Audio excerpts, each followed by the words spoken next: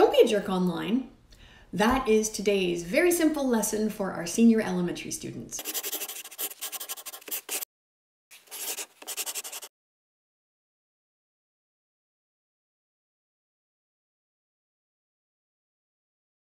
Hi, I'm Nadine Thornhill, sexuality educator.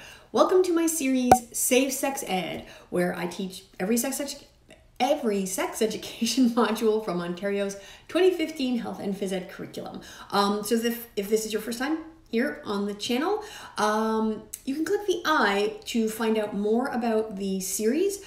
You can also subscribe by clicking the subscribe button. You can do that even if you're not new here. Click the subscribe button. Also click the bell so that you are notified every time I post a new video. The Health and Phys Ed curriculum for grades 1 through 8 outline the following learning objective for grade 7. Assess the impact of different types of bullying or harassment, including harassment and coercion that occur with behaviors such as sexting, on themselves and others, and identify ways of preventing or resolving such incidents. I've done a video on sexting where I talk about risk reduction amongst other things, and so I don't want to reiterate that entire video, but I will post it here. Today we are going to do a simple activity that focuses on the effects of sharing someone's personal information without their consent. This is a really simple exercise. You are just going to need cue cards, enough for everyone in your class or group, and they're going to need something to write with, so pen or pencil. Give everybody one cue card and ask them to write on that cue card something that they really value about themselves. Now, we're not talking about, money or possessions. We are talking about, something that they value about themselves as humans. This is humans, I don't know. Tell them not to put their names on it and assure them that no one is going to see what they wrote. So give them a couple of minutes to do that, and when they are done, have them fold the index card in half so that nobody can see what they wrote. Next, you're going to come around and collect all the cards. If you have like a box or a basket, that will help you, just keep them all contained. Then tell the group that you are going to be asking a series of questions, and if they feel their answer to that question is yes, they should raise their hand. The questions are, who here would feel embarrassed, hurt, or ashamed if I read your card aloud? Read your card aloud and announce to everyone here that you wrote it. Read your card aloud, announce to everyone that you wrote it, and then everyone here laughed. If people in the class or group started sharing what you wrote with other people.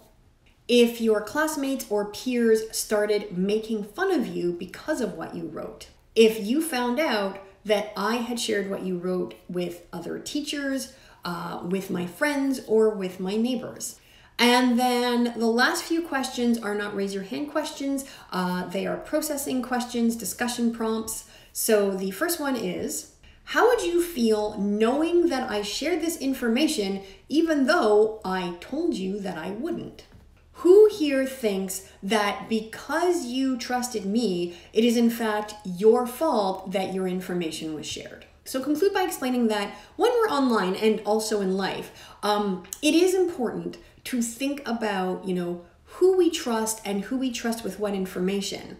But that also, if we decide that it's safe to put our trust in someone, and it turns out that we're wrong, and that person violates our trust, that is not our fault. That was their choice. Also mention that just because someone gives you access to personal information or shares personal information, that does not give you tacit permission to share it or do whatever you want with it. Sharing personal information online or via text or on social media can be risky, and if our trust is violated, if that information gets shared, if it's used to shame or degrade or embarrass us, that can feel really awful, because it is.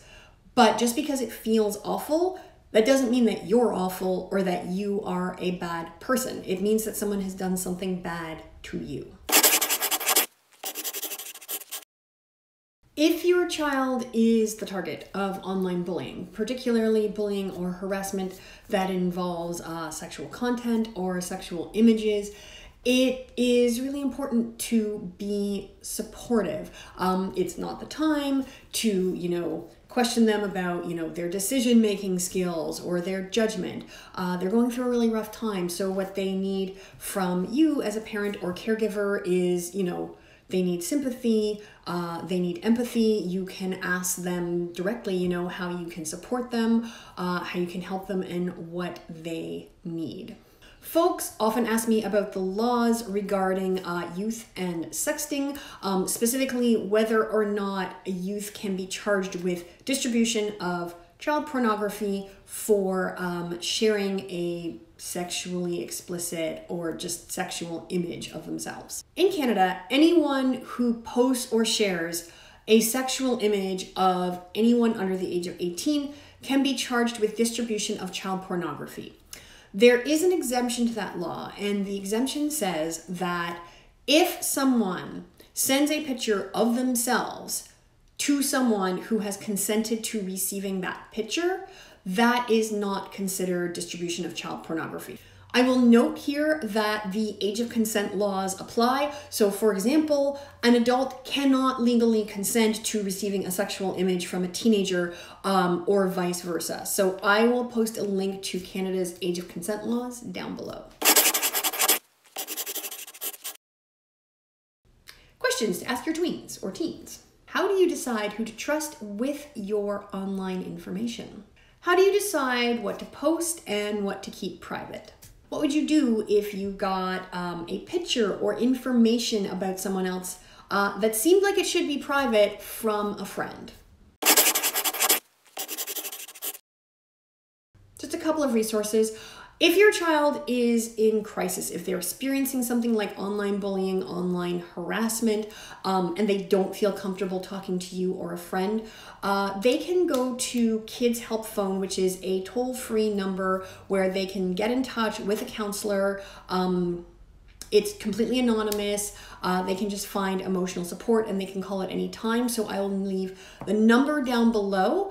Also, if you go to the Kids Help Phone website, they have a lot of great information around, issues like safer sexting and, how to reduce your risk of, having information shared online. A blog I love is glencanning.com. Glen Canning is the father of Rehtaeh Parsons. She was a young woman. She was a teenager, regular teenager. And unfortunately, she was sexually assaulted and then subsequently bullied and sexually harassed online to the point where she committed suicide. So on his blog, Glenn talks a lot about Rehtaeh as a person, which I love because it really helps to humanize her. And he talks a lot about his advocacy work around the need for consent and also healthy online behavior.